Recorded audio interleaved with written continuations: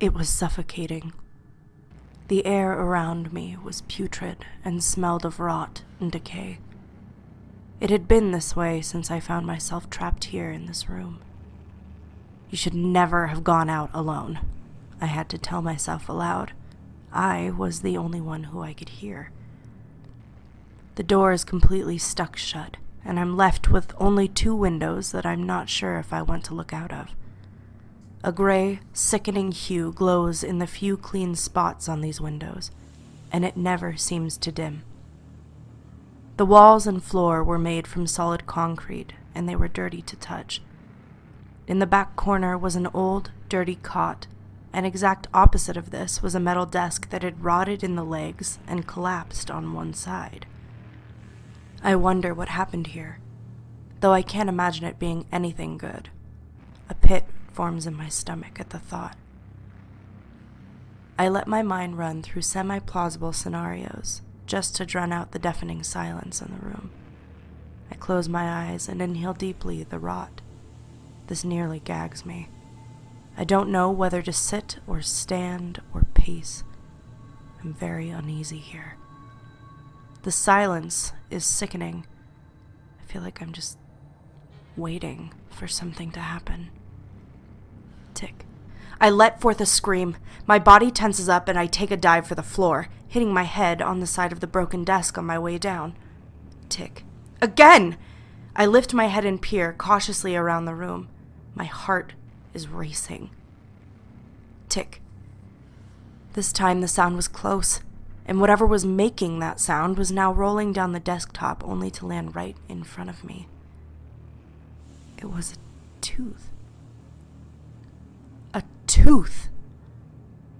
I debate for a moment over my next action and decide to investigate the anomaly.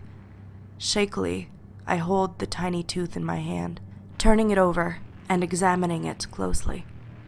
Tick. I look up, trying to find whatever had just fell. Another tooth. Tick. Teeth began falling rapidly. I back into a corner and watch in horror as the floor begins to turn off-white. I can feel them landing on my head and shoulders, some even falling down the back of my shirt.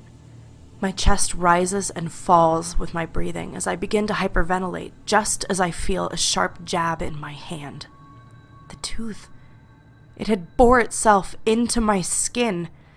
I could feel it tearing away at my flesh as it climbed up my arm under my skin. It wouldn't be long before this pain was spread throughout the rest of my body. Teeth bore into my scalp, my arms, and even through the bottom of my shoes into my feet, all climbing up my body from the inside.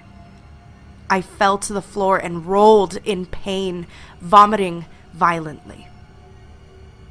My flesh had begun to resemble that of a beehive, as tiny holes had formed on my skin from the sheer amount of teeth that had worked their way into my body. Blood ran out of every inch of my being, soaking my clothes. I could feel them in my neck. They were traveling up to my mouth. I soon felt the inside of my mouth and throat being shredded open, and I vomited again. This time, blood. My tongue ran over the roof of my mouth and felt rows upon rows of new teeth. I was screaming. The teeth were still falling, and I could hear my insides being ripped and tunneled and bore through. But then, there was only me. The ticking stopped, and the movement inside had completely halted. I gasped for air and cried out in pain as I reached for the door. My fingers were mutilated, and what was left was stringy flesh and splintered bone. I gripped the handle as best as I could and made an effort to turn it. To my surprise, the door opened and I crawled out. Outside, there was nothing, just miles and miles of gray dirt. But I dragged my body, leaving a massive smear of red blood on the untouched earth beneath me. The pain was unreal. I was missing my left leg, which had fallen off a while back as I was crawling. My fingers were near gone, and my hair was coming off in masses with the scalp still attached, leaving clumps of skin and hair behind as I pulled forward. I would press on still, eager to leave the horror house that I had just come from. I saw nothing for what seemed ages, leaving bits of myself behind on my long blood trail. But only a moment ago, I passed someone. He was buried up to his neck. His eyes followed me aggressively as he cried out in raspy wails. Then I would see another, and another, all buried up to their necks. Some of them were more intact than others. I came face to face with a woman who had no lower jaw. Her tongue moved without reason and was covered in gray dirt, as a pool of saliva had formed around her neck on the ground. They were sun-bleached, and their skin was cracked and dry. Many of their wounds were rotting, dripping with pus and festering. Whatever got them was not going to get me, so I have to keep going until I can't go any farther. My hands were worn down to bone and muscle, fingers completely missing. I laid there, face down in the dirt, when I heard footsteps. I managed only to turn my head slightly towards the sound when I saw the most horrifying creature. It was skinny, and its skin was ash black. It walked swiftly and, once an arm's length, contorts itself into a twist onto its hands and knees. Its face. My God, its face. It was made of fingers. Ashy black fingers, all folded together from its chin to the back of its neck. We stared at each other for a moment.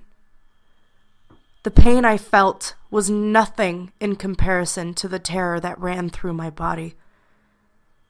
Had my vocals not been severed, I would have screamed. I dug what was left of my hands into the dirt and pulled, trying to move myself away.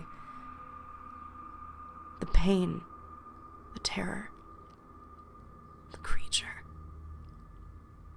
This only angered this being as it kicked me over onto my back, and slowly the fingers began to unfold on its head. They opened wide, blooming like some sort of sick flower. Though there was nothing beneath the fingers, it let out a shriek that would tear souls. I knew in that moment I was in for a fate worse than death.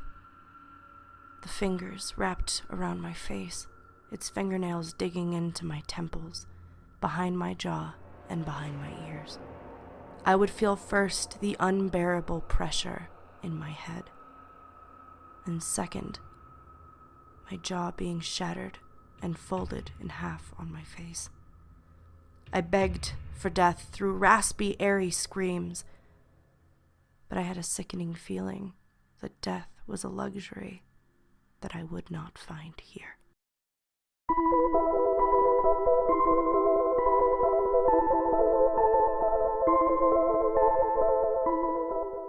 Guys, I cannot even tell you how many times I have re-recorded this outro because I feel like I ramble and I don't know what to say, but I'm gonna go ahead and scoop it all up into one cliff note, and that is thank you for coming back.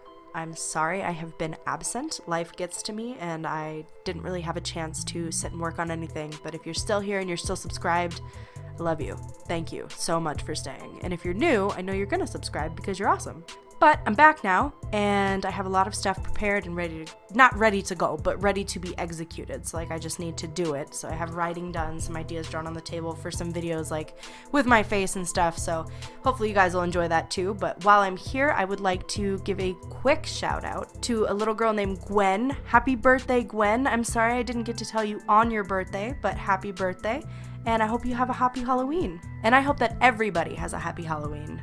Go adventure, do things, talk to the dead, but do it responsibly and keep sage with you because, I don't need anybody getting possessed because I said to go play with a Ouija board. So, just be careful, but also do what you gotta do. Anyway, guys, I am gonna jump off for now. I hope that you enjoyed the video. Let me know down below what you thought and what you want to see again in the future, and leave a like because I know you guys are good people and I know that you will support but a humble horror narrator named Lady Dreadful. Anyway, I'll see you guys next time. Happy Halloween and be dreadful.